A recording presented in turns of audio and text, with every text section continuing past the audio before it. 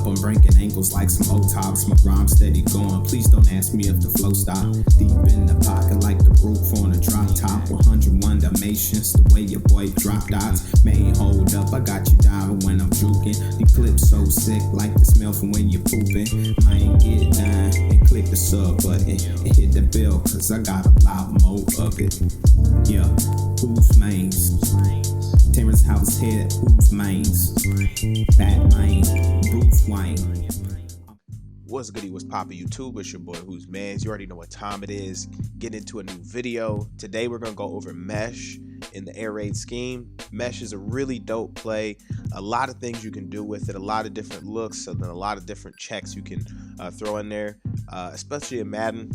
Before we go over that, if you're new, go ahead, hit the subscribe button and the bell so you never miss an upload. And yeah, let's get into it. There's a couple different versions of mesh. First off, I just want to say rest in peace to Mike Leach. Dude was one of the reasons why I even got into, he was one of the reasons why I got into this. How Mummy and Mike Leach have created one of the dopest, I think, offensive game plans, philosophies in football, and that's the air raid. The mesh is a huge part of it, just because of how difficult it is to stop. I've gone over mesh before, but I do more and more research on this stuff, and I've been really breaking it down in Madden. I feel like Madden's a cool way to learn about real world concepts, and yeah, so I'm gonna go over that right now. What I'm showing you right now is Mike Leach's version that he usually runs out of 2x2. A couple of things that you need to know is that the drag routes, they're option routes, meaning Sims, he is going to run his drag. If it is zone, he's going to stop in space, but obviously he's going to run to the other side of the field and then stop in space. Same with Freiermuth, he's going to run his drag. If it's zone, he's going to stop in space. If it's man, they're just going to run drags. However, in Madden, they do some weird stuff, and sometimes they'll end up just doing this and not actually running the actual mesh. There's a couple of things you can do to avoid this from happening, which sucks. You can just keep re-drag them both, which sucks because now they don't stop in space, so you kind of have to time things up properly, and it's really annoying. How Mummy likes to call this up is like this. He keeps things a little bit more simple, and he wants you to do a read it to the right side. However, this is also really nice because it just eliminates more things to worry about. Now, what he usually would do, instead of just running straight to the flat, it's more of like a 3-yard out, like a 3-yard speed out, but they don't have 3-yard speed outs. And then how this ends up working is he ends up running out about 3 yards anyway. So it would be something similar to this. So I'm going to go over 2x2 and 3x1. Another thing is, just to add for protection, sometimes you can check your running back into a check and release. So there's that. So this is more of a How Mummy style mesh right here. Now, I want to go over the progressions for the mesh, because there's a couple of different ways you can read this. Some people like to go, excuse me, sorry, my nose is all stuffed up. Some people like to read it Pickens, Freiermuth, Harris, or Pickens, the mesh, and then Harris. Some people like to read it Pickens, Harris, mesh. It just depends. I just know that for myself, I read this player here with the M over his head, the mic right here. I read him first off. I know that he is head up to inside of this player, but I'll read Pickens number 1, Freiermuth 2, I'll do Pickens 1. I'll read the player over Freiermuth, and then I'll determine whether it's Harris or the mesh, and I kind of go off of that. So you're reading the guy head up to inside of Freiermuth, which usually would be where this mic is, but I know that it's the safety over top. And then If you want, you can look backside, especially if you know you have a mismatch on this backside. I mean, you can look at that. So I'm gonna run this play and then show you guys what I'm talking about. When I was telling you that the choice routes are messed up and they just run hitches, this is what I mean. They'll start to come inside and they just stop. And usually what should happen is they run across the field end zone and then stop, you know, where each other are. So basically flip-flop them and do that. Now, the great thing about mesh is this is how you're going to read it, which I guess this kind of works for the demonstration, but imagine that Sims ran over to where Firemouth is and just stops, right? So how I like to read it is I'll look at Pickens first. I see this is single high, middle field closed, and those corners are backed off, so they're not pressing. They're giving them space. And basically I want to see a couple of things. What does this corner do? He opens up. Opening up like this lets me know it's man, or lets me know it's zone, sorry. A couple of things that I've learned is that in zone, cornerbacks will open up to the quarterback. Reason being, you got to be able to read the quarterback's eyes. You got to keep everything in front. Also, with single high, middle field closed, usually they're going to have an outside shade because they know they have help inside. But with cover 3, with this being cover 3, I know that you have 4 people underneath, you have 3 people deep, right? So that means where's the grass? When you do this, you have to understand where the grass is. Well, seeing that there's 4 people underneath, there's 2 underneath routes. Even if they did run these drags, that's pretty much done. I do know that in cover 3, he's going to kind of occupy not the flats, but he's going to occupy this, what you would call hook zone area. The seams. He's going to try to stay in this area.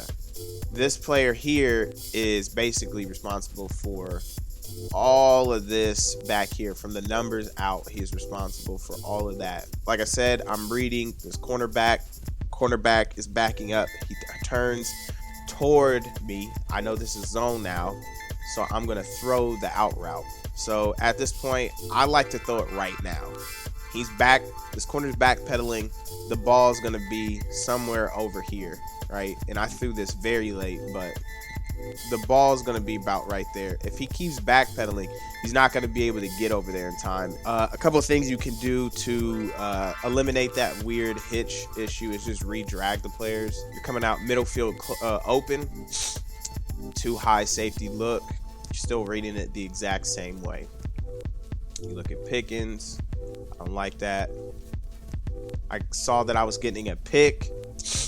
The momentum looked like it was going to be better for Sims. So I'm looking at Pickens. He's kind of opening up a little bit. This cornerback doesn't bail the same way.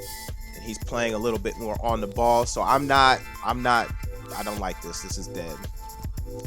I now look at Firemouth. Guy head up and inside. He doesn't go in or out. He just backs up. And then I see the safety coming down. But he's coming down at such a harsh angle, he's not going to be able to come by. And I see that they rub, which is the whole purpose of this mesh route, is if this is man, they bump into each other, right? So I have 2 options. I was thinking, okay, well, this guy is committing too hard to, going towards Firemouth. This receiver is more athletic. They rubbed. I'll have a better opportunity of getting more yardage. Now, hindsight's 2020. I probably could have given this to Firemouth and picked up more yards, but the whole purpose of air raid is to give it to your athletes in space. I'm going to run it one more time with a pressed single high look, middle field closed. Already, I'm just kind of like, all right, Pickens is that route's dead unless Pickens just absolutely destroys them or something crazy.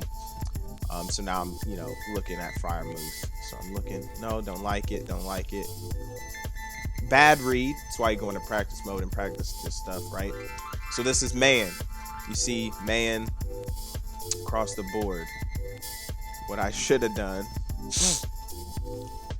is you got to read the whole. You see that this guy is drifting towards Freiermuth. At this point right here, give it to Sims. I know he is 1 yard off the line of scrimmage, but he has a lot of separation. He can easily turn that up the field, pick up 5 yards. Got middle field open, but a press look. And we're going to do the same read. It's dead. That's dead. Boom. Give it to Sims. Pick up 4 or 5 yards. You do that 3 times, you got a first down. What's nice about this also is on man blitzes.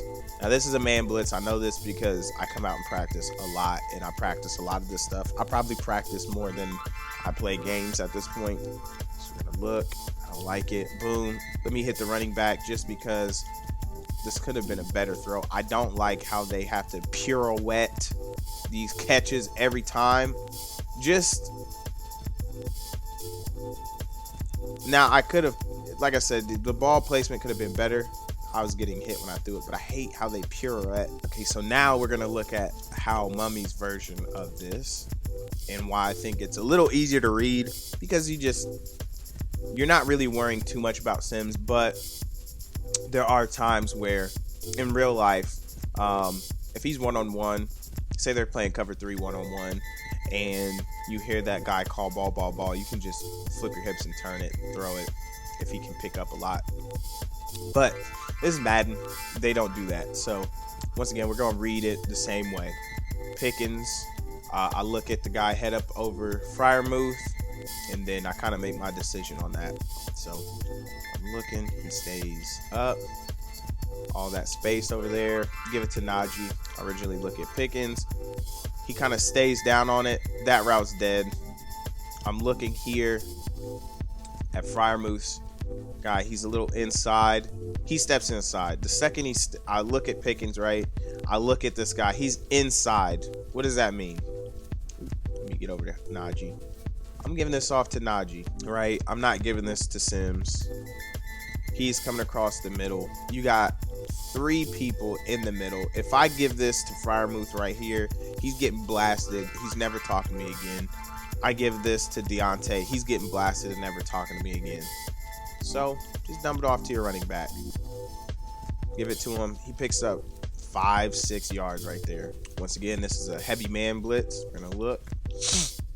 I see that immediately. Give it to Najee and look at the yardage. So now that I've kind of given you the basics of mesh, I want to go over things you can tag, different ways you can run it, because you don't have to run mesh out of this one formation. You can run mesh out of split back 2x2. You can run it out of 3x1. They're all really great, and you can do the same thing and just run it out of different formations and just kill them. You can run the same play out of different formations, and your opponent may just not know exactly how to stop it, or the threat of doing something different. So I'm going to show you guys a really cool play, curl wheel, where you can basically do the same look as how Mummy. It's just now I'll show you guys where it would be useful. So it's the same read. The only difference is now that you see is Sims is on a wheel route. It's going to give you the exact same look pre and post snap, right? You're going to get Pickens doing an out route. You have Harris running the swing. You have Freiermuth and Johnson meshing, and you have Sims going directly to the flats. The only difference now is he's going straight up the sideline. So you read it the exact same. So he's coming down. So you either have Pickens over top, which sometimes when you're looking at this side of the field, I'm not tunnel vision. I guess I should explain this. I'm not tunnel vision on Pickens, right? I see he's backing up. I'm like, usually that's dead, but I'm looking in this general direction. I see he goes inside. So my next look now that he's stepping inside, is to look at Najee Harris. I see he comes down hard. I have time in the pocket. That's why you don't just sprint around and keep backing up. I have time in the pocket. Now I commit to George Pickens and get the first down. Now, what's really nice about this is look at this on this backside. Even if you don't like that, say you're looking, okay, that's dead. I don't want to get them killed, and it's a little too late with this. Backside, look what develops. All this space back here, it's a hard flat. So I'm gonna run this again. I'm gonna show you why this is so dope. Right up the sideline. You'll get a sense as to what your opponent likes to do. You really got to pay attention, but you'll have a sense for it every so often. It may be a short yardage situation like 2nd and 2, 3rd and 2, something short. You may have been going short a lot of the time. You mix this in there and just say you're like, I don't really like this right side. The middle's dead. And I do see now that he ran hard flats. You got Sims down the sideline right there. Tight is really nice. The only difference is obviously you don't have an out route to look at first. So what do you look at first? You see Harris is highlighted. I like to look at Harris just on the case that this is man. What ends up happening sometimes is in man, the GP route and Freiermuth kind of create a pick, and that gives Harris a chance to get over top. So we're gonna read it. Harris number 1, and then I look to Pickens number 2, and then I'll go to Freiermuth, and then last is Johnson. So we're gonna look. I don't like that. I don't like that. So give it off to Boykin. This is the reason I read it. Najee to GP to the mesh. So I look at Najee. Okay, that's dead. You got 2 people up top. I'm looking at Pickens now. That's dead. You got somebody in the middle. And now it's the mesh. Well, I see Najee is occupying the seam flat. So give it off to Boykin underneath. That's about 10 yards right there. Read it again. Look at Najee. Okay, so one thing that I noticed is how flat foot Peters was. Najee running up. I don't like it. Don't like it. So now I look at Pickens. So there's somebody there, but he now commits down to Boykin, right? I'm patient. I gotta be patient with these reads. What happens?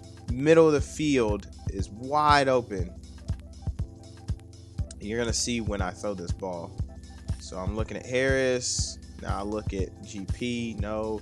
I look at Boykin. And then I see he does that. I throw it over the middle. That's a huge gain. So Sims is going to the flat. My Y is running the drag. Pickens is just streaking downfield. This could be the clear out. You could put him on a deep dig like so.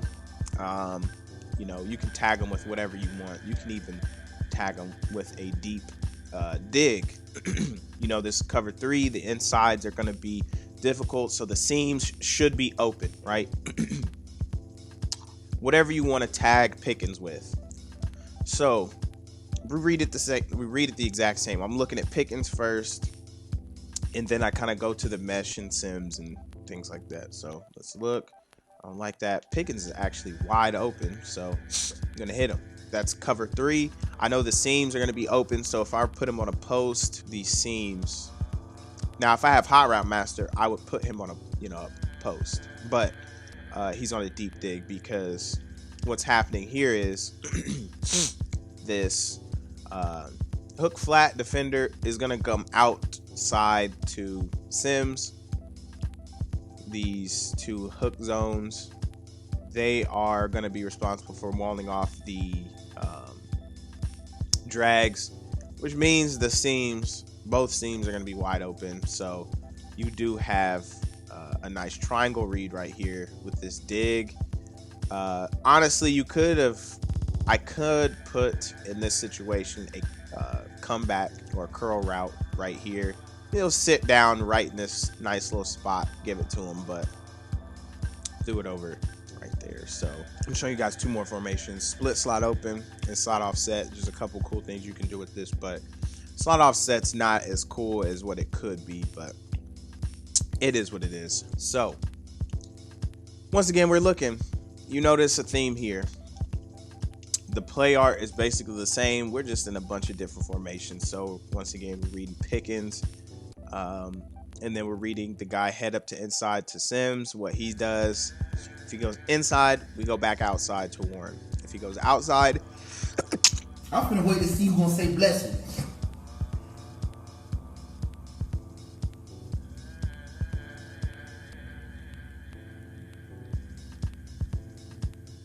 we did look back inside on this one. I look at GP. He sits on that. Don't like it. I look down. I see that the linebacker is traveling. Well, GP, I don't like that. I look back to guy head up inside. He's traveling with Sims, but I also see that the other linebacker there is going with him. So at this point, I'm giving it to my best receiver. Same thing. We look. He backs off way too much. Give it to GP. Pick up a huge gain. You know, single high, middle field close. You know, it's probably outside shade, especially if you've been hitting with that out route. Then you can throw in the mesh post. And you know, cover 3, the weaknesses are the seam. So at this point now, how I read this is number 1, I read up head up to inside. What does he do to Sims? If he goes outside, I know that Pickens is going to be open backside. If he backs up, then I know that Johnson or Warren will be good. So we just got to look. He actually blitzes. So I'm going to give this to Warren. That's my quickest read, and I'm going to take that. Another wrinkle you can throw in there, something like this. Now you have a C route. This is a little more, this takes a little bit more time, but you know C routes are really good against man. So he has that inside release. I should have freeformed that a little further inside earlier, but we're gonna look. I don't like that. I'm hitting Jalen Warren. That's 5 yards right there. Lastly, I'm gonna talk about this split slot offset. Have Pickens do the out. You have those two do the mesh, and I just have Snell running to the opposite side, and you'll see why. He runs over this way. Boom. He's always gonna do that little stupid pirouette, spinny jump spin thing, like he's trying to do a Call of Duty montage. But in real life, this is how they'll end up doing this, except for Benny will actually run in front. You'll run in space. And also, I wish that they would reprogram this, because the purpose of this play is for him to not just stop at the numbers. I would like for him to keep going, you know, keep going and kind of work his way up and just do like a screen. Basically just not a screen, but a swing route. Basically a motion swing route. Just keep going. Because with him stopping right there, that just kind of defeats the purpose. He could easily just get up the field right there. Thank you all for watching this. Hopefully you learned something about the mesh. There's plenty of things you can do this out of. You don't even have to do it out of this playbook. The mesh is just amazing. So hopefully we can take the lessons from How Mummy Mike Leach and apply it to Madden and create a really dope offense. I think I'm going to do this for as many different plays as possible. Just know that air raid is a philosophy and not, you know, a certain whatever collective of you got to run this play out of this formation and do this, that, and the third. I mean, air raid is a concept. So with that being said, thank you for watching. If you're new and you subscribed, thank you as well. If you did like it, hit that thumbs up. Lets me know that y'all enjoy this, and I'll see you guys next time. Remember, GITG. Go tell your loved ones you love them. Tell your homies you love them. Dap your friends up. You never know what's gonna happen. So I love you guys. See you next time. Peace.